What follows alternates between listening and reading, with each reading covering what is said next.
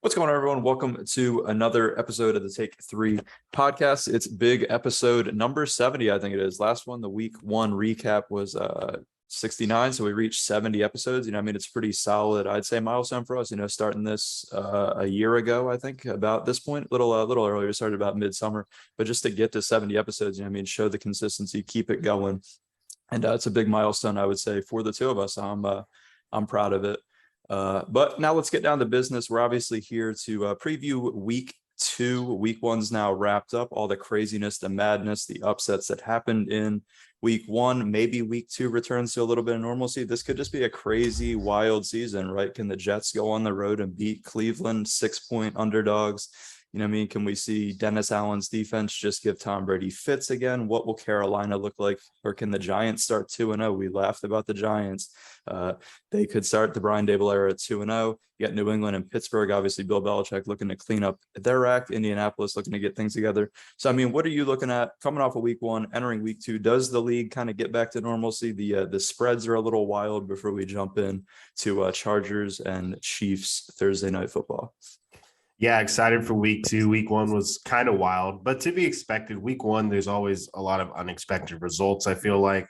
I think it's going to be a little closer to normalcy, but I look at a lot of these spreads, a lot of heavy home favorites. I think it'd be a good week to do a teaser. But yeah, there's some interesting ones. Let the record be known. I gave the Giants a slight chance to win the division. So they're 1-0. If they start 2-0, that could be interesting. But yeah, I'm excited for week two. I think it's going to be more fun than week one. Yeah, if Daniel Jones doesn't turn the rock over and keeps it rolling, right? They're in business, Brian Dable. I saw his little celebration. That was honestly, that dude has some energy to him too. I don't know. I hate the Giants, but like when I see a coach on the sidelines like that hype after winning their first game, you got to be happy for the guy. He looks like he has a lot of fun and like the players like him. For sure, it probably fits that locker room. But yeah, the spreads are nuts. 10.5, Rams, 10.5. Obviously on paper, you like it. San Fran's like 9.5. Denver's 10, Green Bay's 9.5, Buffalo's 10, as you mentioned, a ton of big numbers. We'll give our kind of what we went with at the end of this thing. But yeah, the spreads, they were a little uncomfortable this week, I would say, in some of these matchups. But yeah, let's move in. First game on the docket, if it would let me switch over. There we go. We got Thursday night football, obviously tomorrow night. It's a big one, right? I love it. We get back-to-back two great Thursday night games, obviously the opener of the season last week. And then we get Chargers Chiefs. It's redemption. The Chargers are looking to stake claim to the division, but then you got Patrick Mahomes. He's still there, right? All the questions going into week one, what are they going to look like? They were flawless. The Chargers on offense, they were pretty damn flawless too. The defense, Khalil Mack looked like he was back healthy. He had 3 sacks in the opener getting after Derek Carr. So, what are you looking at? It's 4.5, or I think it's down to 4 when we picked it. It was 4.5 at one point in the Chiefs' favor. Feels like a lot, feels like kind of disrespectful to the Chargers. They're just as good of a football team, you could argue. They have all the weapons. They got the quarterback to match up with Patrick Mahomes. So what are you looking at in a redemption game, I would call it, for the Chargers? They're looking to get back at the Chiefs for that overtime loss last year. Yeah, definitely a good one. This Thursday night game might be the game of the week. I love when the AFC West play each other. They're all good teams this year. I think it's going to be a lot of fun. The Chargers are probably not going to have Keenan Allen, J.C. Jackson, the cornerback, 50-50 on him going. It's only week 2, and it's a short week, so I'm going to assume he does not play. But I still kind of like the Chargers here. I think this is a matchup of two teams that could easily represent the AFC. I think they're going to split their matchups this week. And I'm going to give the road teams the wins because divisional games are weird. Short week. And the only guy that could make Justin Herbert's Sunday last week not look great was Patrick Mahomes. They both had phenomenal performances. Mahomes was slightly better, but I'm expecting a really good performance from both of these quarterbacks against good defenses. Khalil Mack had 3 sacks last week. I'm interested to see how he does, but the Chargers will have to get a little creative without Keenan Allen. They still got Mike Williams. They got Austin Eckler, Palmer, Everett, Guyton. So I think they have enough weapons. I think Justin Herbert's going to be able to spread the ball around. But the one thing I do like about this is the spread, just because I feel like this is a close game that's going to be decided by a field goal. So if you can give me 4.5 instead of 3.5 or 3, I'll take it. Yeah, I feel like when I see Chargers Chiefs match up at any point, Sunday night, Thursday night, Monday night, should it could be Sunday afternoon, I'm expecting some offense, some points, and just some fun football to watch. I would say I'm a little bit concerned without Keenan Allen just because of how reliable he is as a target. He runs great routes. He's got sure hands, right? He's a reliable guy. But as you mentioned, they still have enough. They still have Herbert. Obviously, throwing a rock, Guyton, Palmer. When you got Everett, those guys look good. The defense looked great, and then you still have Eckler out of the backfield. They have enough there to go on the road and get the job done. My question is: do you think the Chiefs' offense is going to look that flawless again? Right? I mean, they just looked so comfortable, so in rhythm. Everything was there. Do you think the Chiefs come out and they show, hey, we can do this on back-to-back weeks against another top dog in the AFC? I think they're going to show that they can do it against anybody, but I don't think they'll have the same level of performance. I read something that the Chiefs ran, I believe 66 offensive plays, and either 31 or 33 of them were for first downs against the Cardinals. That is incredibly impressive. But is it more of the Chiefs are that damn good, or Arizona is not that good? We're going to find out this Sunday, because Arizona's got a lot of question marks right now after that performance. So I'm a little undecided there. And then the Chargers have a damn good defense. I think Khalil Mack's going to get there. Derwin James is healthy and playing. They always kind of give the Chiefs fits. Yeah, the Chiefs will still probably put up 24 plus points, but that's what's going to be needed to beat this Chargers team. I think the Chiefs are going to prove that it doesn't matter who's on defense, they can get it done. But I'd be really surprised if they look as efficient as they did against the Cardinals, because that was a damn good performance last Sunday. Yeah, that was ridiculous. Yeah, I mean, that's what it's going to come down to on Thursday. It's going to come down to you went out and you traded for Khalil Mack. You have Joey Bosa there. Can you contain Patrick Mahomes? Can you force a turnover out of him, right? When you got teams that are this good, all it takes is one turnover to kind of seal the deal. And that is, yeah. So, I mean, as spread wise, I think the Chiefs will win, but I'm with you on the spread. I like that 4-point spread. I mean, I see it like a 31-28 ball game, right in that 27-24, right? Field goal. When I see it crank up to 4, I kind of smile and I'm like, I can take the Chargers, right? It gives me room where the Chargers can lose by a field goal and I'm still happy. But I mean, I expect fireworks tomorrow night and I'm super excited to watch this one. It's always fun. And it feels like it's going to be like that with every AFC West matchup, right? They're going to all be fun and primetime worthy, and you're going to want to tune into all of them games. But anything else on kind of Chargers Chiefs before we move on to Dolphins Ravens? No, just once again, love the 4.5. I even would dabble just a little bit of money line Chargers, because I don't think anyone would be surprised at all if they just go in there and straight up win the game. For sure. I love the back-to-back Thursday night bangers. But let's keep it going. We got we're covering one game in the early window for this Sunday. It's kind of a light early window. We thought about Bucks Saints, but we decided on Dolphins Ravens. Obviously, Mike McDaniel finds a way to get it done in his first game, defeats the Belichick rookie head coach issues. Tua looked pretty efficient. They didn't really have a run game. That's kind of concerning when you go in. You can't really continue to rely on Tua. And obviously it was Tyreek's offense, right? The offense ran through Tyreek Hill. Jalen Waddle did have a touchdown, I believe, but the offense, it was clearly Mike McDaniel's game plan was predicated around getting his man that they traded for and paid all that money, the football, and they found a way to do it. But now you head up to Baltimore. Obviously, we know what Lamar and the Ravens bring to the table. They looked good week one. Not a lot of rushing out of Lamar. He didn't get his bread, so maybe he's not going to run the ball around, but he was efficient throwing the ball, and he got the job done. That defense was able to get 3 sacks too. If they can keep that up and pressure Tua, they could be in for a long day. So what are you looking at? Dolphins, Ravens. Will the Ravens kind of show, the Dolphins, you guys, yeah, you went and beat Belichick, but that's not the same Patriots team. And there's levels to this AFC is what I'll say, right? Like, I feel like the Ravens are kind of on that other level that the Dolphins might not be yet. Now, to your level point, I agree in general. There's definitely levels to it, and I would say heading into this season, most people would agree the Ravens are above them, but the Dolphins are ascending. I really like this young coaching staff. I like the weapons they added. I love the speed they have. And I've always been a fan of their defense the last few years, because when Tua and that offense wasn't very good, that defense was always pretty damn good. So to me, this is a game of, like, can the Dolphins beat the Ravens in Baltimore, show that they are here, that they are a team that's probably going to make the playoffs and should not be taken lightly. I think this could be a good statement for them. I like the Dolphins.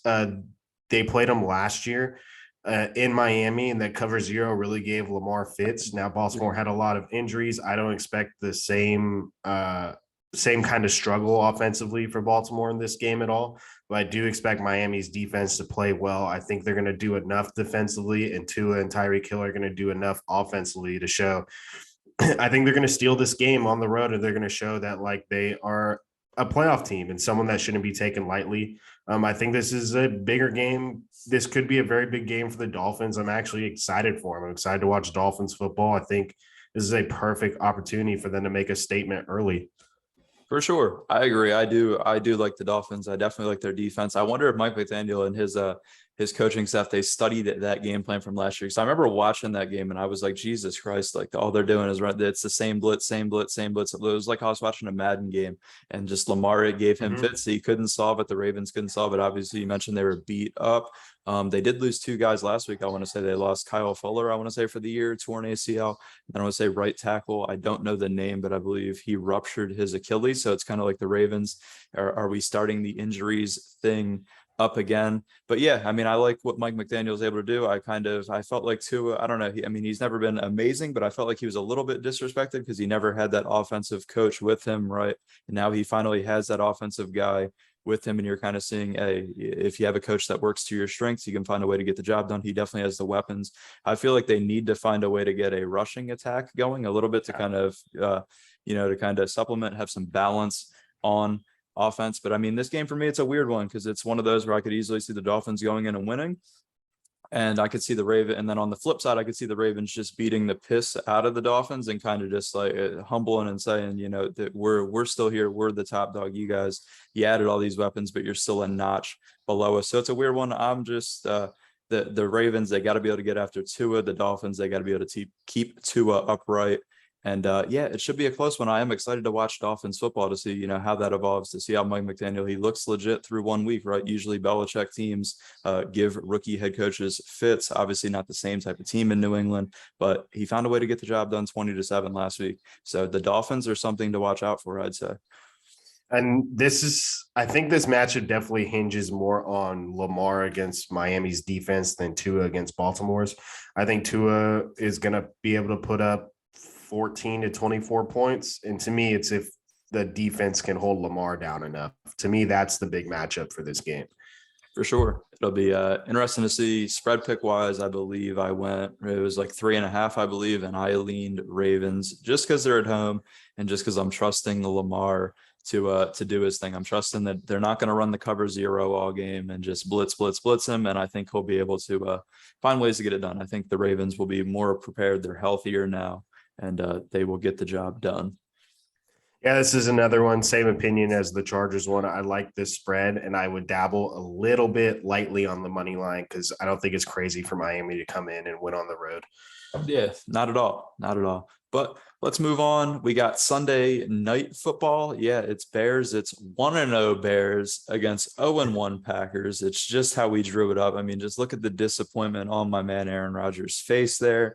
That's the type of Sunday it was. He got hit. He holds on to the ball too long. And that's what it is. They had no rhythm on offense. The defense didn't look good. And then on the other side for the Bears, I mean, they just found a way to win a slot fest against a rookie quarterback, right? They didn't look great at all. I think Justin Fields, he didn't connect with a wide receiver till like a broken play in the third quarter. So that showed where they were. But hey, they stole a win, did what they had to do. The spread's like 9.5 at Lambeau. The world expects Aaron Rodgers to kind of figure it out. I honestly expect Aaron Rodgers and the Packers to come out pretty pissed off and figure it out. But I mean, what are you looking at when you look at Bears Packers? Can the Bears defense kind of annoy Aaron Rodgers the same way the Vikings did? And can Green Bay find any type of rhythm on offense? They didn't have any rhythm on offense on Sunday. It was bad. Yeah, this is an interesting one in a weird way. The spread is a lot. I expect Green Bay to bounce back and win this game. I'd be pretty surprised if the Bears beat the Packers in Green Bay. It's hard to take away positives from that Bears game because it was a monsoon. Yeah, they obviously won, but like I still don't have a ton of faith in this Chicago team. I don't think their offensive line's very good. I don't know if Justin Fields is the answer at all. I just don't have a lot of confidence in this Bears team at all. Even though they beat the Niners last week, that weather was bad. And then Green Bay, obviously, the offense was so out of sort and out of rhythm. They did not look good. Credit the Vikings. I think the Vikings are a damn good team this year as well. And it was the same thing I asked in that recap episode. Was that a case of what we're going to expect from Green Bay? Maybe they're not as good as we think this year. Or is that one of those Matt LaFleur didn't have his team ready to play again? Because we've seen that a handful of times in his tenure. So to me, there's kind of some question marks around both teams, and we're going to get some answers this Sunday. But 10 points kind of scares me. Granted, Aaron Rodgers, quote unquote, owns the Bears, right? He always beats them. So it wouldn't be surprising if Green Bay just goes out and gets in a rhythm. They win by 14 plus. But this spread wise, it scares me. 10 points feels like a lot considering how many question marks we got last week from both of these teams. Yeah, I don't like it. I did roll Packers just because I don't know. You kind of have to roll Packers when they're 0-1 going into their home opener against the Chicago Bears. The Bears somehow win one. Yeah, I do like Justin Fields. I think the Bears have inadequately set him up. They haven't set him up for success between defensive head coach and all the O-line's bad. For the Bears, they got to find a way to get the skill positions involved earlier in the football game. Obviously, this probably won't be a monsoon, but connecting with the receiver for the first time in the third quarter is kind of unacceptable. You got to find a way to get it going, especially when you're facing Aaron Rodgers and the Packers. And then on the Packers side of things, I don't know. I don't expect it to really look that much greater. I don't expect them to come out and flip side and look like the Chiefs did in week 1 and just gun and have fun out there. I think it's still going to be the same bumps and bruises, but I do think they'll still be able to get the job done. I think they'll find more success just because the Bears are a worse team than the Vikings, right? And I do think the defense will kind of get back to where they were supposed to be last week. The defense was atrocious, right? When we looked at the preseason and we looked at the Packers defense on paper, we said this could be a top unit, right? Top 5 unit, maybe the best defense in football on paper. And they obviously didn't show it last week. But I expect them to be able to stifle Justin Fields, force a turnover or 2 out of him, and really expose the Bears O-line isn't good, and find a way to cover that 10. I don't like it, but I think the Packers will get the job done, but I don't expect the Packers to look like a Super Bowl contender. I don't know. It's going to be a weird year for the Packers. I really think last week has kind of showed us that when they're going to face the better teams in the NFC, that could be what they look at or look like on a week-to-week basis. I mean, they'll get the job done against a bad team, though. Yeah, and I'm pretty much in line with you. I expect the defense to have a damn good performance. And then the offense is just like, without Devontae Adams opening things up for this offense, it just feels like everything is hard. Like at least last week against the Vikings, every first down, every time they got positive yardage, it just felt like they worked really hard to get those plays, and it did not feel the same way for Minnesota on the other side. So if Green Bay ends up struggling against the Bears offensively, and it's like the same thing, out of sorts, out of rhythm a little bit, struggling for every first down, they could cover the spread and still be struggling offensively. I'd be worried, honestly. Like I need to see some good, efficient drives from the Packers in this game to like put any real stock in them moving forward. For sure. Granted, I believe Christian Watson did drop like a 75-yard touchdown. Yeah. That was a gift. That kind of sets. It seems like stuff like that. If it happens to Aaron Rodgers, that dude just gives up, tucks the tail, and he's like, "Shit, it's over with." But yeah, I mean, their offense, it's concerning, right? Because Devontae Adams was able to break down defenses so easy in command, double teams that you could find other guys open. They don't have that anymore. So yeah, it's going to be a lot of grinding yards, and finding a way to just, get small gains. They're not going to be able to just beat teams, beat and get those big chunk plays that they were able to do with Devontae Adams. And that could be troubling for Aaron Rodgers. But yeah, I believe we both went Packers, right? We both went Packers just because we feel like we have to. I feel like I'm handcuffed. Like, I feel like if I take Bears, they lose by like 30. Yeah, I have to be in this scenario. I got to be proven wrong before I go before I go with the Bears. I have to see the Bears actually do it so I can come on here and say I was just wrong. Until that happens, I got to go against the Bears. For sure. So the ball's in your court, Aaron Rodgers. Show us something on Sunday night, man. Show us that you're an actual leader of a team. But let's move on to Monday night. Weird shit going on Monday night. It's a rare week 2 doubleheader. I don't know. I guess they got rid of that week 1 and then they started up week 2. And it's not even like the traditional doubleheader on Monday night. It's not usually like the one early one and the second game's a West Coast one. No, they start like an hour apart. I don't get it, but this is the first one on the docket. We got the Titans going on the road into Buffalo. Obviously, we saw the Titans kind of disappointing loss 21-20 to the Giants week 1. And then we saw, Josh Allen and the Buffalo Bills. Did they look great? Were they flawless? No, but they took over and kind of exerted and just beat up on the Rams, forced turnovers. And at the end of the day, got the job done 31-10 in week 1. My first question, I mean, what are you looking at this game? And do you think the Bills are actually do you think it's warranted that they're 10-point favorites? We both talked about this beforehand. Vegas, as we both said, Vegas clearly says the Bills are in a league of their own. and it feels crazy. Yeah, 10-point favorites, even at home, it kind of feels a little bit crazy to me.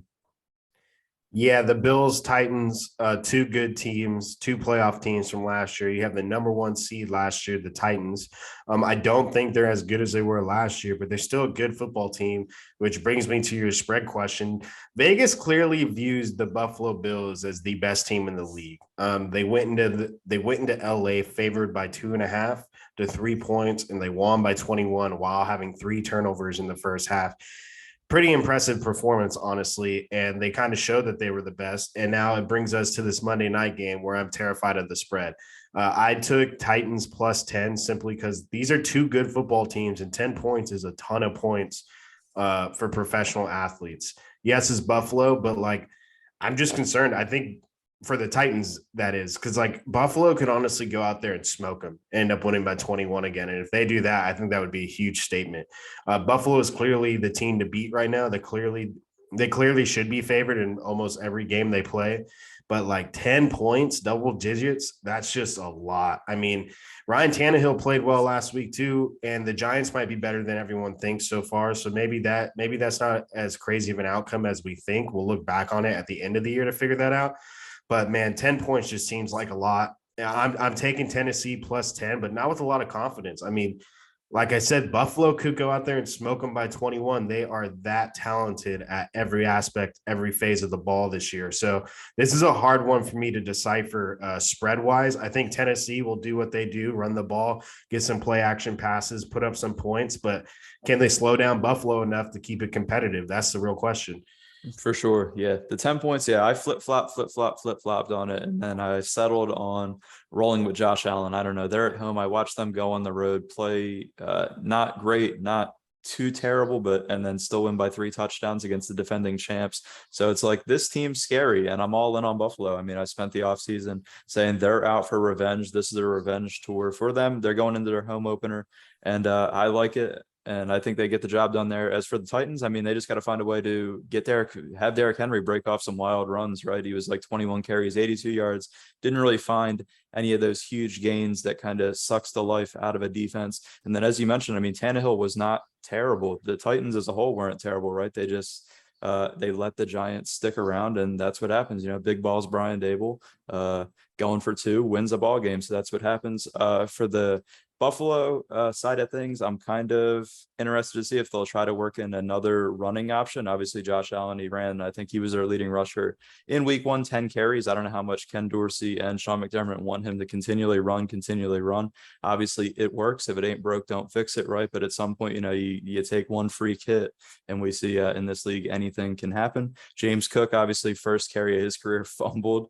Not a great start. So, I mean, I'm just looking to see if they can find a viable option out of that backfield. So it doesn't have to be all Josh Allen throwing the ball, all Josh Allen running the ball. And for the Titans, it's can they get after Josh Allen at all, right? They were able to get, I want to say it was like 4 or 5 sacks against Daniel Jones. So can they find a way to attack Josh Allen, slow him down? Obviously, it's a way better quarterback and a guy that knows how to get out of the pocket and do his thing. But I mean, if they're going to win this game, they're going to have to contain him and attack him and frustrate him. And I don't see it. I don't see it happening. And that's why I'm rolling. I rolled with Bills minus 10. I kind of, as I said, it's one of those things, as you talked about with the last one, until I'm proven wrong or until the Titans kind of shock us all, I'm going to ride heavy on the Bills, at least early out of the gates this year.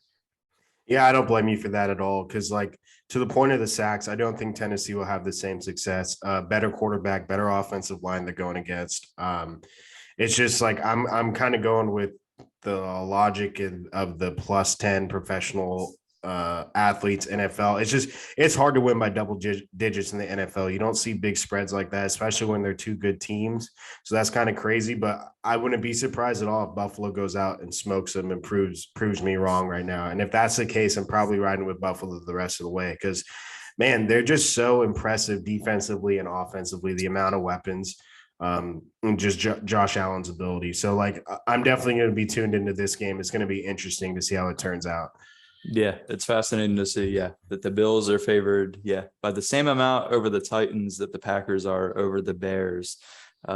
it's some scary stuff, some Vegas stuff, man. We see it every single week. But let's move on to the second game, or as I say, the game that comes on an hour after the first game in the Monday night window. It's the Vikings. Obviously, they looked great week one, going on the road into Philadelphia to take on it's our Philadelphia Eagles. So some concerning things, some run defense we'll get into. That was kind of concerning, the not being able to get any other receiver really the ball besides AJ Brown. But the Eagles 38-35, they found a way to beat the Lions. Yeah, so going into this one, I mean, what are you looking at? My big question off the top is, can the Eagles slow down Dalvin Cook? I mean, we got smoked on the ground by DeAndre Swift, Dalvin Cook, Justin Jefferson's out there as well. Can the Eagles kind of slow down Cook? I mean, if Cook's rolling, that sets up the play action to Jefferson, Thielen, and then it could make in for a long night, right? So, I mean, what are you looking at, Vikings, Eagles on Monday night? Yeah, I'm actually very excited for this game. Obviously, it's the Eagles for me, but we're talking about two 1-0 teams, two teams that could be division winners, two teams that could legitimately be competing for the NFC. It feels like these two teams have the ability to take a big step into the actual conversation this year. They're definitely not quite in it yet. We'll see how the rest of the season plays out. But to me, I feel like this game is going to be about the offenses. And I feel like I would not be surprised if this game turns into a shootout. Jalen Hurts on the ground, getting into AJ Brown play action. Miles Sanders had a good game last week. I think we're going to see Devontae Smith involved more this week as well. Because both of these defenses have good pieces and are an above average defense, a good defense, but I don't think either of them are great. And both of these offenses have a phenomenal ability to move the ball, which brings me to your question about the Vikings and Dalvin Cook. I am very scared about the Dalvin Cook in the running game for Minnesota because the Eagles had a tough time stopping DeAndre Swift and the Lions. Yeah, they got some kind of like garbage time points, later points after we had a big lead, but the final score was only 3-point difference. It was 38-35, still gave up 35 points. So I feel like it could be a similar case here. And the Vikings could easily win this game as well. I think it's going to turn into an offensive fest. And I'm scared about slowing down Dalvin Cook. And if we sell out to slow down Dalvin Cook, then Justin Jefferson is going to do his thing, which just I think is going to put more pressure on Jalen Hurts and AJ Brown, which I think they'll handle it fine. But I think this game could easily turn into a shootout. I'm worried about the Eagles' run D for sure. Yeah, their run defense is certainly concerning, especially against the Kevin O'Connell offense. It looks so damn good against the Packers defense. Everything was rolling. The Eagles, they got to find a way to get other receivers involved. You mentioned Devonta Smith. Obviously, they spent most of week one. I would imagine the game plan was to get AJ Brown the ball early and often to kind of show off that new weapon. You saw the Dolphins do it with Tyreek Hill. It seems to be kind of a thing. We obviously saw the Raiders do that as well with Devontae Adams. So it is what it is there. But yeah, I don't know. I mean, this game truly feels like I could flip a coin, and that is what it is, right? These teams, they're very close. They feel almost equal. If the Vikings can get in the backfield and really stifle Jalen Hurts, contain him and not allow him to run and sack him as much as they did Aaron Rodgers, it could be a long night in Philadelphia in the home opener. It's just such a coin flip. There's a lot of variables, right? It's one of those. You got to see who comes out, what coach has their team more prepared out of the gates on Monday night. We obviously don't do Eagles spread picks just because of straight bias. I mean, we can't sit here and I'm not going to pick Eagles games or pick against Eagles games. There's no point in us doing that. But yeah, it feels like a coin flip. It's what team comes out sharper, ready to go off a longer week, I would say. I'll say this about the spread. Eagles are -2.5 right now in Philadelphia. So basically, they just have the home field advantage. On neutral field is pretty much a straight up pick 'em, which is what we've been saying. So I'm picking the Eagles obviously to win. I'm biased. I'm leaning towards them. They have the home field advantage, but this is a close matchup. I think this is going to be a damn good game. This could be the best game of the weekend. I'm very excited for this Monday night game. Yep. I just want to see how the Eagles get everybody else involved, not name AJ Brown. And yeah, will Kirk Cousins play that flawless again, right? He was good against the Packers and they had everything going. Can we slow them down at all on the offensive side? Yeah, tough task for Darius Slay and those quarterbacks this week. Yeah, I don't think anybody has a matchup for Justin Jefferson. But let's move on to the final kind of portion. Let me slide this guy over. We got where we went week 2 on the spreads, picking every game against the spreads minus the Eagles one. Obviously, we don't pick that. Week 1 results, I went 8-7. You started out 5-10. What kind of other games, what spreads do you love? What would you consider your lock of the week this week? And yeah, any other games kind of on the docket while we go through the spread picks and kind of get close to wrapping this thing up? I'm kind of struggling picking a lock of the week. I would say I really like a teaser this week. So like I would tease probably like the Bengals, the Rams, the Broncos, those big ones. You tease them 6 points. I feel pretty good about those teams winning by one possession when it gets to two. I think they do probably cover the spread as well because they're heavy favorites. But when it's that many points in professional teams, it makes me nervous. So I actually think this is a really good week for a home favor teaser. And then there's some other interesting games. I think Bucks Saints. You went Saints, I went Bucks. I think Tampa Bay finally gets a regular season win with Tom Brady against the Saints, but I think that one's a really interesting game as well. Yeah, I'm with you, man. I can't sit here and say that any of these games none of them feel locky. Like none of them, when I went Yeah. through the spreads, I was like, damn, like I love this. I love this. I love this. There's certain games I like, but there's none that I love. Games that I'm looking out for on Sunday, though, it's definitely Saints Bucks. I want to see. I think Tom Brady's like 0-5 against Dennis Allen and that defense. They have something going there where he just can't figure it out in Tampa. So I'm definitely going to be locked into that one. And obviously, I mean, we've already talked Ravens, Dolphins. Can the Steelers get to 2-0, 1.5? I mean, we saw how bad the Patriots looked, and it's like they're home dogs. I don't know. It's virtually a close one. Commanders as well was interesting. The last time the Lions were Yeah. favored in a game was like 2020. I think we talked about this beforehand.